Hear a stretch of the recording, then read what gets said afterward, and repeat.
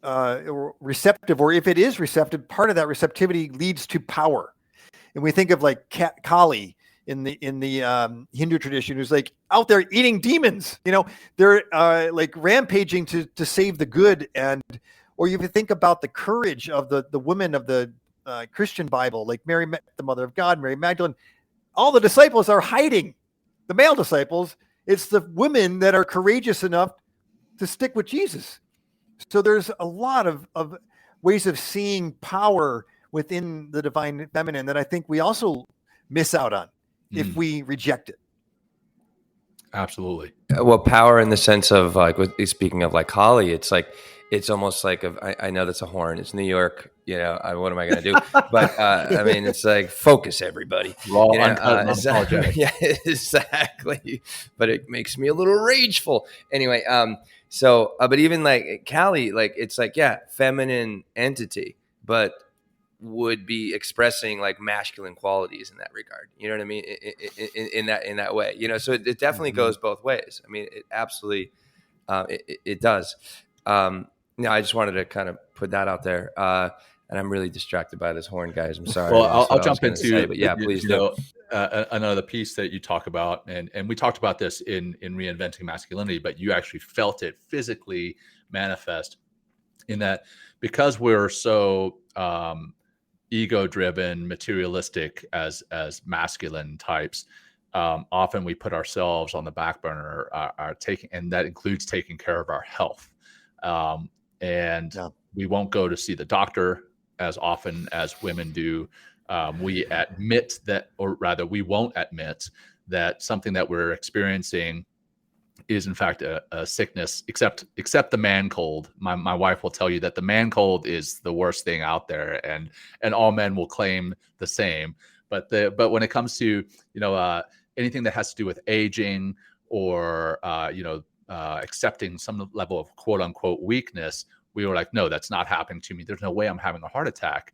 But then you did in fact experience a heart attack, and it was not due to the typical causes of a heart attack. Can you talk about your heart attack experience and then the anxiety attack afterwards, and how that has changed how you perceive life, I guess, for lack of a better term? Thanks, John.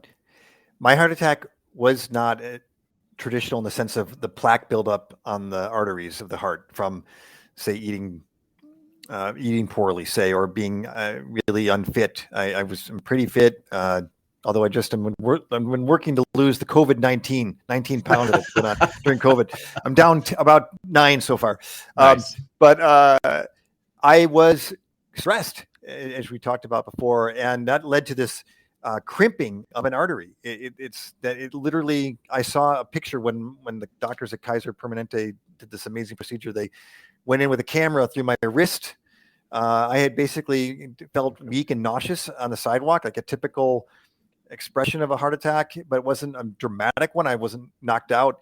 I did call the doctor, even though my wife was first like, maybe you just need to have a little bit of breakfast. Because I can be a little hypochondriac. This is one of my challenges as someone who's wrestled with anxiety also. But when I got in there, they said, they found this was this problem was a crimping, like a clenching of the artery, and then they squirted some nitroglycerin through this tube that would also had a camera in it, and it just opened up again. So I was really lucky in that regard to have that. And a piece that I'll say around, what one of those early lessons was when I went into the hospital with this heart attack or with this concern. I was trying to be that playful tough guy up until while I'm sitting or lying in a gurney. They're doing all the blood tests to see if there was evidence of a heart attack. And at one point, a woman doctor came up to me and said, "Yes, you did have a heart attack. Your blood levels show troponin, this marker of heart attacks." And she put her hand on my lower thigh, lower leg, and said, "I know this is a lot to take in, but you're in the right place, so we're going to take care of you." And that was the moment where I let that hypermasculine shield drop. And I just started crying. I was like, this is scary stuff for me and for everyone around me. Again, it's sort of like practicing what we preach. I know that I'm, as someone who's written a book about this topic, the importance of vulnerability, of being open and not trying to have that armor up all the time. But I still had it up, and that is what it's. I don't know if I could have kept it up anymore, because it was just such a kind, loving gesture on the part of that doctor. She didn't have to give me a small physical touch at that point, or even say those words.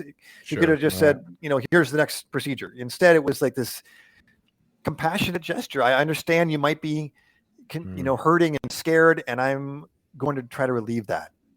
Well, I think it's interesting how so naturally the shield went up, right? With that. So it's just like the program kicked in. It's like, everything's fine. I'll be in and out in 5 minutes. And you know what I mean? It's not that big of a deal. And, and I mean, is that coming from, just to kind of go down, I guess, that kind of masculine shield for a moment, just to, for people to identify with it, or just to understand it. Like, what, if you remember what was going through your head, was it like, about your family and your wife and or that kind of thing? I think, Will, it was this movie that plays in the back of a lot of our heads, that we're supposed to be that hyper masculine guy that is all the arrow and protecting ourselves and protecting others. And I think it was probably like, it was a shield from fear.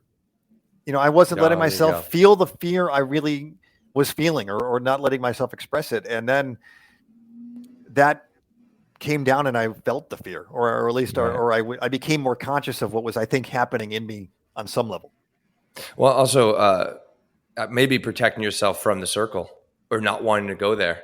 Right. And then, and here it is. I mean, you said it was a female doctor, and she is expressing, that circular energy of compassion, and literally making connection with you. And it's just like her energy literally touching your, energy as like, the arrow masculine, if you will. And it's just like, boom, you just melted. And it was just, like getting down, we call it embracing your full humanity, like really being human in that moment. And part of that, humanity is really being authentic with what's going on, and being honest with what's going on, and recognizing those feelings instead of running away from them. And that's just like, it sets up a nice, beautiful picture of as far as like what's possible, but if you want to comment on that, or. Yeah, I think you put it really well there. And I think there's something about the power of touch and being in touch with our bodies completely. That so many of us guys are not. We only see the body in play in the sports arena, or maybe in the bedroom, but those are like the only places. Maybe we like to eat, but there's all these other ways we can be aware of our bodies and of our health that we tend to ignore.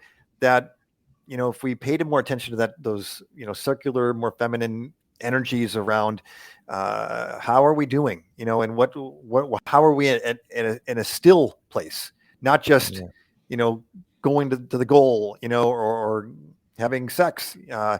So I think that the touch really helped settle me and allowed that shield to fall in that moment. Should I go on to the anxiety piece too? Because I think there's some interesting stuff there, as John asked. I just don't want to. Please. Yeah, Definitely. Absolutely. And that was kind of a big deal for me to acknowledge the extent to which I've wrestled with anxiety in this piece. I know you guys are doing such a great work to destigmatize mental illness and mental health challenges. And, I acknowledged in this piece that I've wrestled with anxiety in especially some bad episodes, a couple of times in my life. And I had an anxiety attack that I was having more heart attacks soon after I got out of the hospital. And I understand that's actually not that uncommon. I'm sure that many guys do feel like they might be having another one. And in this health issue, it's just not, we should stop seeing mental health as completely not health, right? It's not unlike physical health, other medical problems. The receptivity I needed to engage in with my wider community, as well as a mental health professional, a Kaiser counselor, was so important to me getting through it, healing from it. And that included some real reflection and reconnection with, even peacemaking with my father along the way. If you guys remember that piece of it, I had to really kind of look back at a thing my counselor said, which is maybe you need to grieve your childhood because Right. of the level of fear that my dad's kind of bad temper created, in me as a kid. And so there was a lot of healing that I was able to do once I embraced the circle in those moments, including, the spiritual part of the circle. And I am really grateful that I have so many people around me that, not unlike what you said, John, when you say you're a mindfulness teacher, people are often curious and welcoming. I had that in spades as well. And I think we men in general underestimate how us reaching out and being vulnerable can lead to wonderful deepening of our relationships. For sure. And talk, I want to go back to that grieving your childhood piece. That was also a piece that kind of floored me. And you went from there into talking about broken masculinity. The term, you used the term broken masculinity, and you specifically said how heart trauma can lead to head trauma. Can you explain what that means there? Yeah. I was surprised to see that people had studied this topic of guys having heart attacks, and many times they have heart attacks and then they are in denial of mental health challenges that come in the wake. And that these researchers, they coined the term broken masculinity, which I was jealous of. It's a great term. It's a good term. But they found that men stop feeling that sense of their power as fathers, as professionals, as spouses, because some deep essential part of their strength, their invincibility had been cracked, if you will. Right. And so those guys, not only do they suffer mental health challenges, depression and anxiety after a heart attack, but they won't get help. So the heart trauma leads to head trauma that often is not treated, which then makes it worse. Yeah, it's terrible. And then you go on even further, talk about how we don't connect, and because we're not connecting with our community, that actually leads to shortened lives and impoverished. I think you used the term impoverished lives, where we're basically just living as a shell of a human. We're not really living a life. And how important connecting is, and that goes back to the circle piece of the male symbol. Can we talk about how important connecting is? Sure. Yeah, I'm glad you raised that up, because that is such a now known factor for happiness and long health is your friendships. Basically, you guys maybe know of this Harvard longevity study. The main factor for whether you're going to live long and be happy is not even fitness levels or diet, it's your friendships. And so many guys, we have this loneliness epidemic among men. And I know you guys have probably talked about this in other shows. Guys have got to, if we want to be healthier, we've got to build up that relationship muscle, if you will, to embrace connection. Because it's harder in the current era. The pandemic made it harder to go out to maybe do some of the stuff you did with your guys. We don't have the bowling leagues like we used to, and work is not as stable. So that's not surprising that in some ways we've seen male friendships decline over time and male loneliness and suicide increase.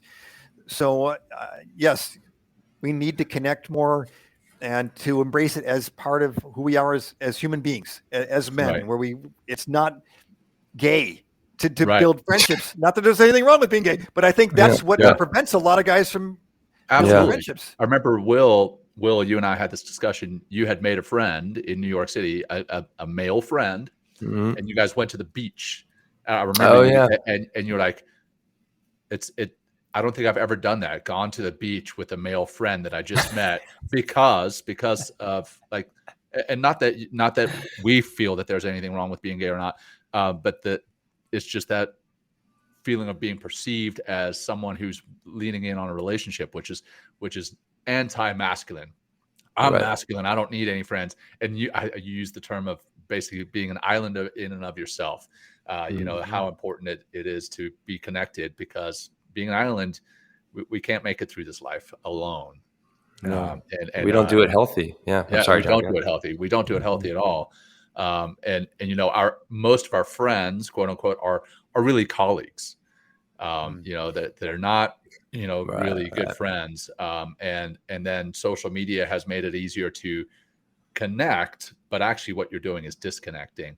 So it's kind of a catch-22 double-edged sword there with connecting. Sorry, Will, I know now I'm rambling.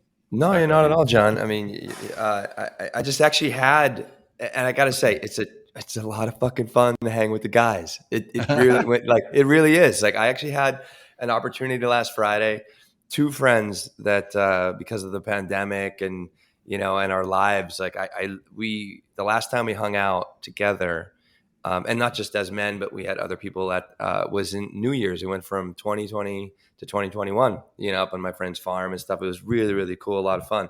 But it was the last time that the three of us were able to hang out together. And I just was able to do that last Friday. Like, yeah, right. It was a blast to just have some guy time. You know what I mean? It's just like, there's something, that if you really, I think if keeping in line with this conversation, if you embrace the fact that you enjoy, or I enjoy, like just hanging out with some guys and having some bro time and, having some of those like male conversations, if you will. And just it felt so good, to just be around, just that, just got man energy, if you will, or something. Your like that. body and your mind probably benefited from it. Oh, tremendously. Right, literally. Yeah. I mean, we, granted, like, and, we were, drinking and smoking weed and stuff like that. Okay, and having so all maybe sorts not of fun. No, but it just like, we just opened up and had fun. And, we were even doing like, what might be considered like softer things or gay things. We're like doing yoga, and like helping each other, like kind of like I was a yoga teacher. My other friend was, and my other friend was that was there was like, he started running this very successful company. So we just had a lot of fun. And then some, and then we had some women come over a little bit later, and it changed the dynamic, but we still, that vibe, which just kept going. And that connection piece, it's like, they've shown in studies, if you do not connect with a child, within the first, I don't know, it's like 2-3 weeks of them being born, they'll die. Like that child dies. I mean, if they're not held, if they're not coddled, like, if they're not loved, and we need that. And, I think actually, John, and anyone who is listening, we definitely need to have an episode on, we've been trying or talking about the importance of connection all the time throughout the show. But I think it's important to have a episode on loneliness, and because it's a massive increase, that is driving also this mental health crisis that we're seeing, is that loneliness. Could we go a little bit deep? So we talked about connection.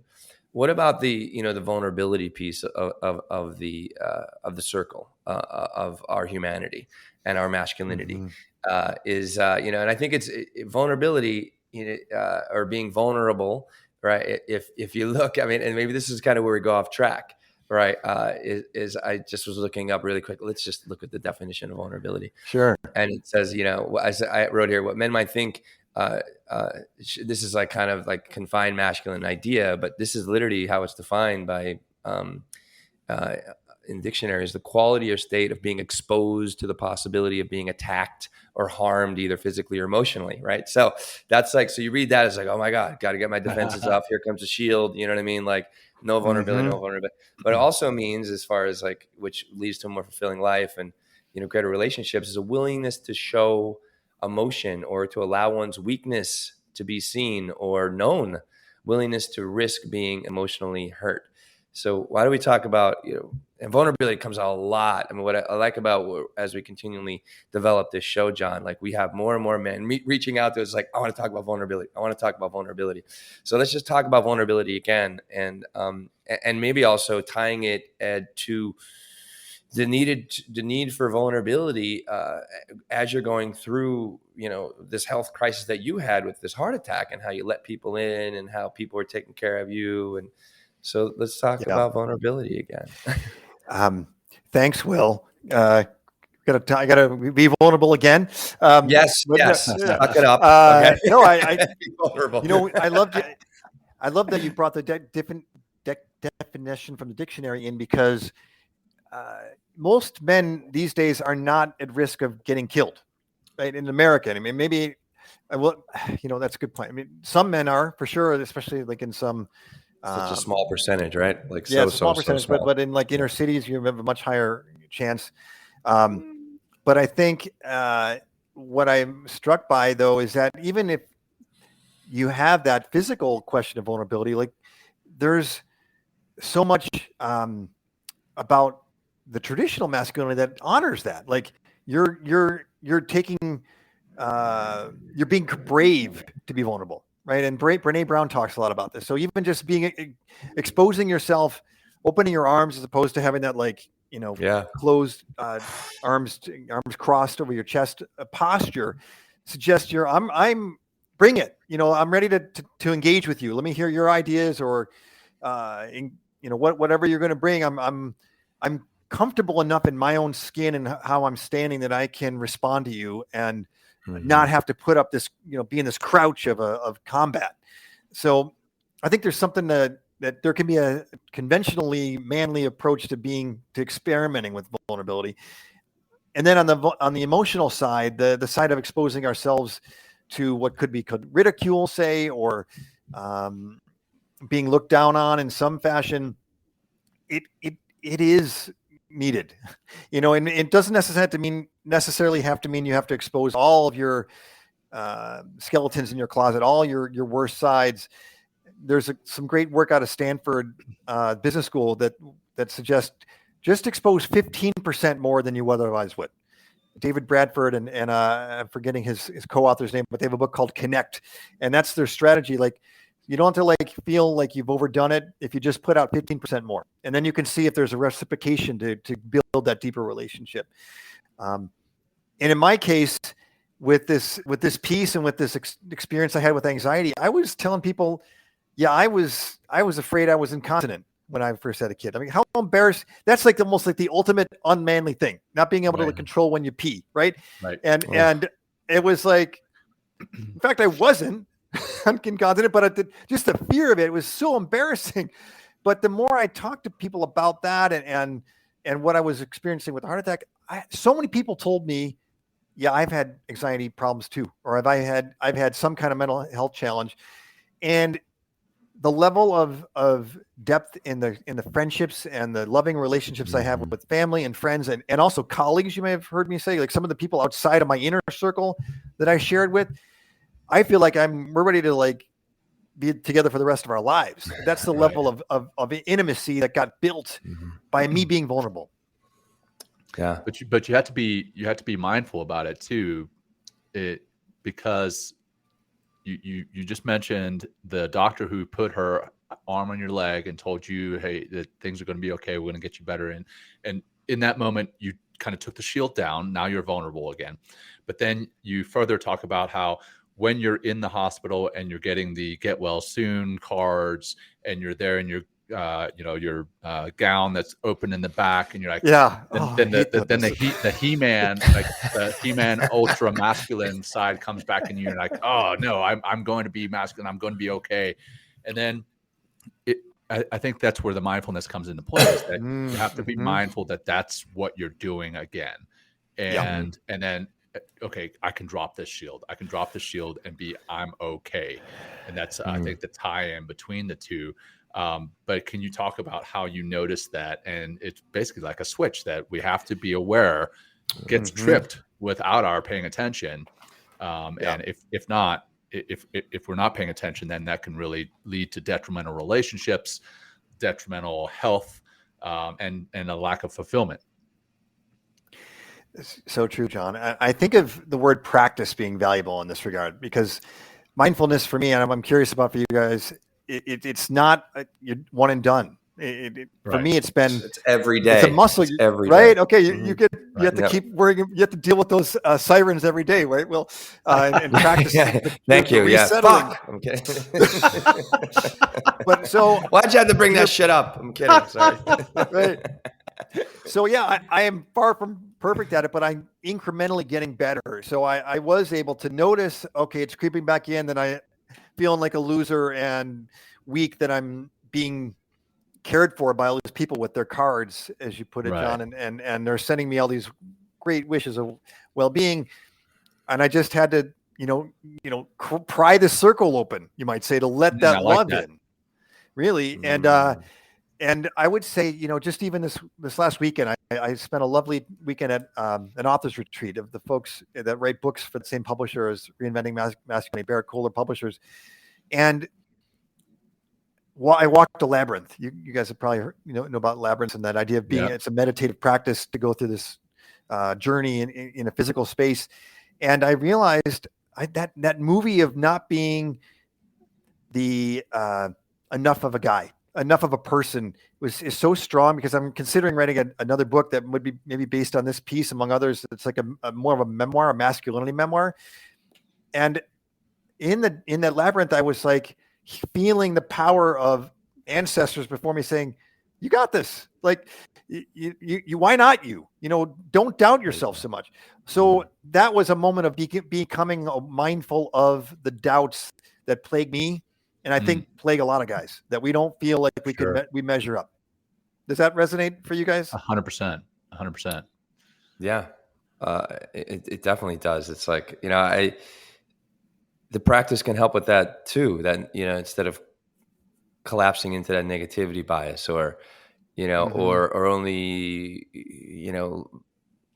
growing and going only as far as our ancestors or like our parents or something like that, but taking that big leap, taking that, and that brings up also another part of the circle is that courage, right? The courage to get out on the skinny limb, whether that's like, writing another book or starting a new project, but also the courage to be authentic, to show up, to ask for help. Like, it's all, and as you continually exercise more of that courage, right, you really begin to see that we're pretty fucking unstoppable if we want to be, and what helps us to be continually more unstoppable is asking for help, like calling in other people. Like, I don't know all the answers, or I don't, I don't know how to take this next step, but I want to, and you mentioned earlier as well, it's like surrounding yourself with people that are courageous, that are going to, push you forward, but also keep you honest, and make you think about things that maybe you wouldn't have thought of before,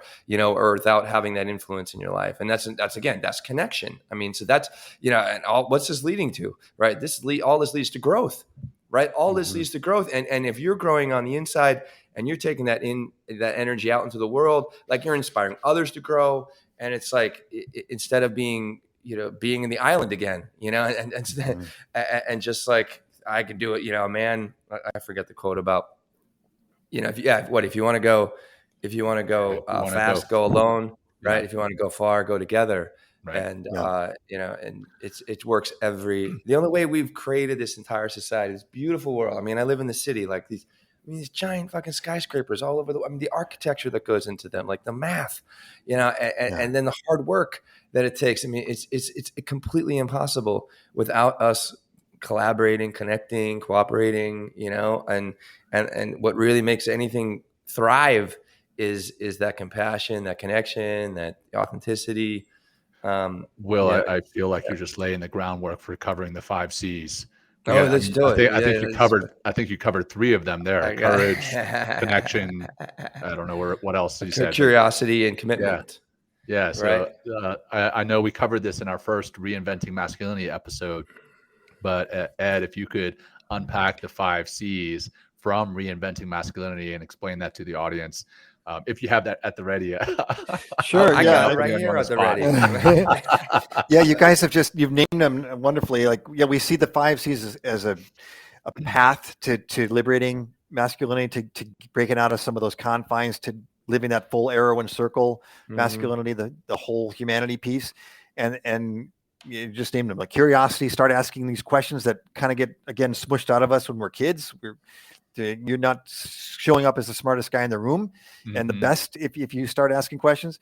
But then the courage piece, and Will, I love how you talked about how it is courageous to ask for help. And guys, we have the ability to be courageous, but typically we limit it to certain realms. like the physical realm, the financial realm. We'll do something hard. We'll take a risk in it with our business, but can we be courageous in the emotional realm? To be going out in a skinny limb, as you put it, and maybe acknowledging our fears, say. And then the compassion piece, we've got it in us, even if we got to unearth it a bit, and a lot of times our behaviors are compassionate and sacrificial, but we're not super explicit about being willing to say, I do care about you, or even I care about myself, and stop beating ourselves up. That's the first place we can express compassion. Compassion for men could look like, I got you, bro. Yeah, and that's as far as it goes. You know what I mean? That's a start. And sometimes, and that's a start. And I'm not saying it can't go any deeper. I mean, it doesn't. But like that could be where it stays. You know what I mean? I got your back, which means a lot. You know, depending on circumstance. Yeah. Sorry. So continue. Well, that's it's you're getting at this. So then connection would be the next thing, and how much connection can you do if you're only saying, "I got your back, bro"? Like the connection piece is when you're developing the intimacy and the relationship. And we're willing to talk and about not just even the fears and the wounds, but the joys. Like we don't even feel like we can share what, moves our spirit or makes us happiest or what our biggest dreams are often, because that also can look too weird, So I think there's space to go in either direction there on the connection piece. The last C is commitment. Can you make this a practice, as we were talking about? Almost like you got a meditation practice. Can you work on evolving, growing as a man, as you put it, Will, because there's something that's so rich and so much more fulfilling about life when you are embracing that full humanity. Yeah. And I don't think we need to wait until we're in our 40s or 50s or have a heart attack or, you know what I mean? Yes. Right. I mean, in order to go to these places, like I would, and I think we're seeing it more in schools and the younger generations and stuff, but it's there. It's all waiting, to enhance your life, really.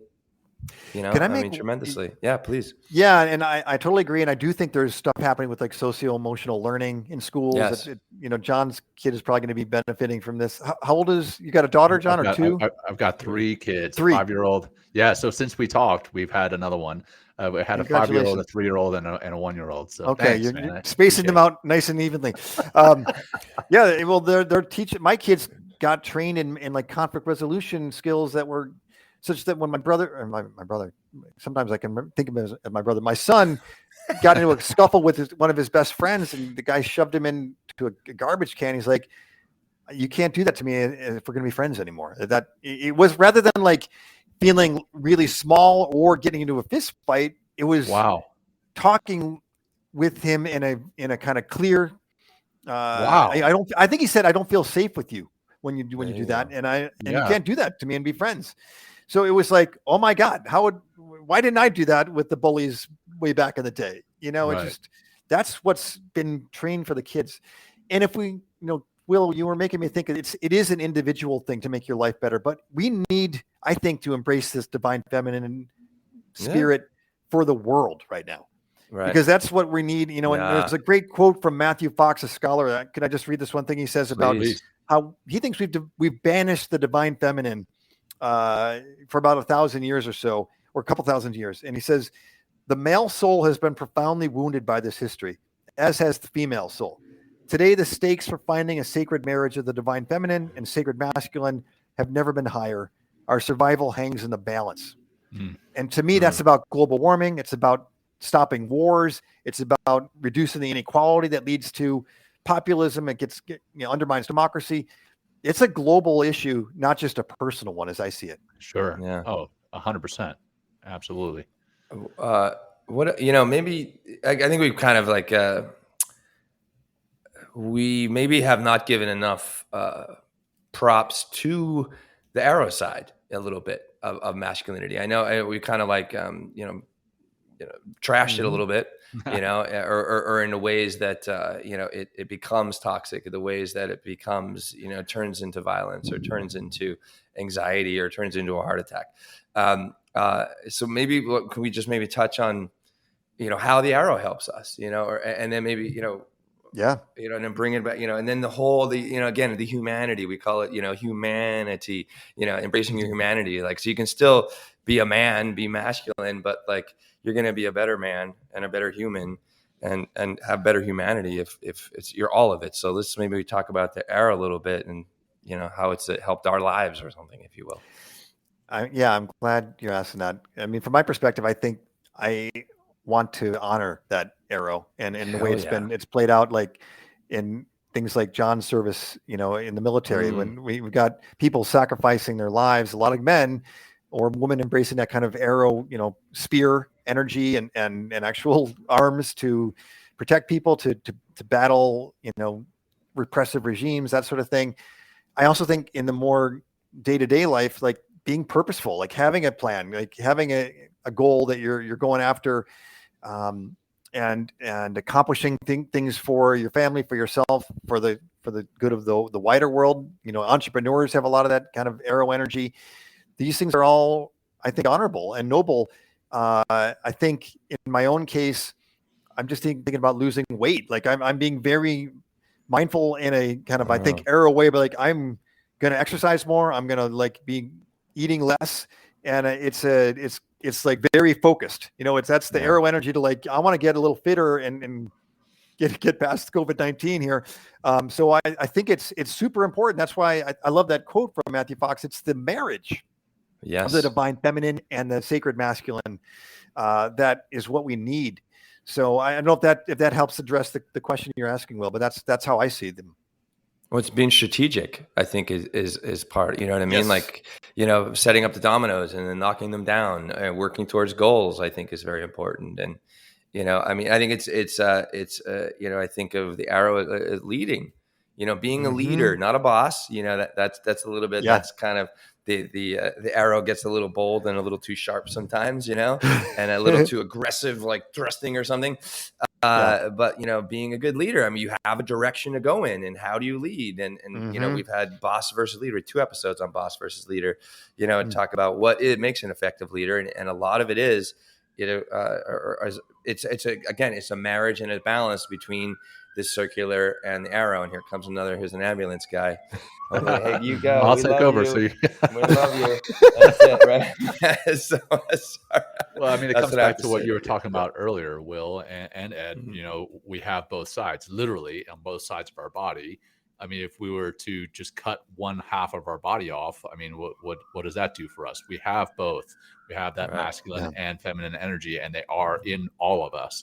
So why not tap into them? Because there are benefits from both sides. It only makes sense. And don't squash either one completely, right? Marry them and figure out what's best from both sides. I was watching. You guys see? Did you see the episode on Apple TV?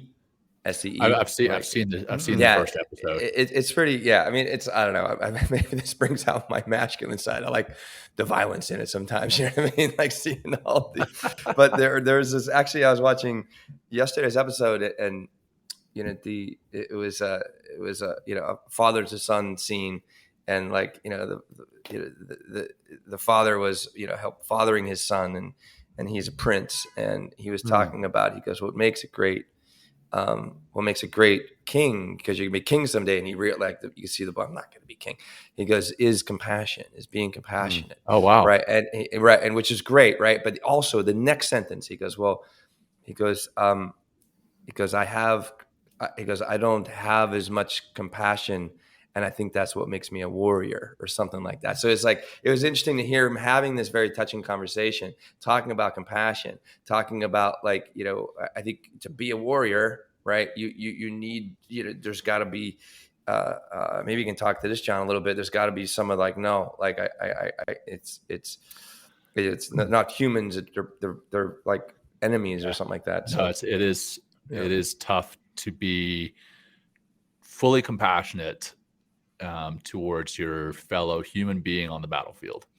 At some point, you have to almost objectify the enemy and not other. You can't personify them. You have to almost, and that's a horrible way of living. You can't live your life that way, but there's times on the battlefield you have to kind of draw that line. I mean, because it's either them or you or your buddy next to you. So in a way, you draw that line and you're like, okay, compassion can come out later. Right now, Yeah. I'm on the battlefield, and there's been times, right, on the battlefield where afterwards we take prisoners. We don't call them prisoners anymore. I forget what we call them. But anyhow, we take them, and at that point, you're like, oh wow, this person that I was just shooting at is in fact another human being. Wow. And that human being, as we're taking them away from their village, their sons and daughters are crying right over here about our taking them away. And it really, and at that point, it really drives home the point that these people are in fact just that. They are people with their own lives, their own aspirations, their own dreams, their own families. And that's a tough one to be. It's tough to be a warrior and be compassionate at the same time. I think. Well, that's a very extreme circumstance, but then what happened, but I feel a lot of men, to go back into like the hyper masculine toxic side, it's like the whole world looks like a battlefield. So everything is transactional. I think that's, I'm glad you said that, because I have hope that if we were to do that, elevating or resuscitating the divine feminine, we're going to be able to move to a place of peace, world peace. You guys call me a John Lennon idealist over here, but I can imagine it. I mean, there's the word imagine. Right. It's his song title. if we did awaken that in folks, and I think there's something about having that circle of connectivity extend to the entire world, not just your tribe or your country, but it's a sense of we are human beings. We're all humanity, that we could get to that place. And a lot of it is going to be letting go of some of the ego and reducing, crazy levels of inequality. And there's a lot of work to be done in that direction. But I think that this, I'm so glad you guys elevated this topic of the divine feminine, or the feminine energies, the circle energies, because it strikes me as critical to healing men and healing the world toward a place of peace where we won't have to have John and others out there fighting. We'll be compassionate warriors. It's just be the pure, we're going to defend compassion and we're going to express it, but we're not going to be killing each other anymore. I like that. Yeah. It reminds me of astronauts, right? When they first go up into space and they look back at the globe and they get what's called the overview effect. They don't see the borders that we've drawn. They don't see the conflicts. They don't see the wars. They see the globe, and they know that on this single globe, we are all on this together, and we have to do that life thing together, not fighting one another. We all just need the overview effect. If we could somehow all just get everybody to space. Yes. Well, that's what's happening, right? Blue Horizon and Virgin Galactic, right? I think they're bouncing people up to space, and I think this might be a great place to you're like, okay, we're talking about space. No, not at all. No, I mean, hey, we can keep talking, but I think we hit on a bunch of great things here.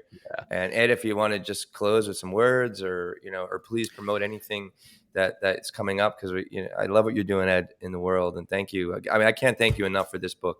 And how it's like literally the way that I see the world. I know I'm probably speak for John as well. It's changed. Right. It's changed, and the conversations we have, and the awareness that's created, and in this article as well. I mean, that you wrote, that we'll put in the show notes. I really highly recommend anybody out there definitely pick up Reinventing Masculinity. Definitely read it's funny. The article is written on the Good Men's Project, right? And I think their subtitle is The Conversations We're Not Having. Because that's where we're going. So Ed, take us away, please. Thanks, Will. And I again want to appreciate you guys for what you're doing, and this mindfulness piece.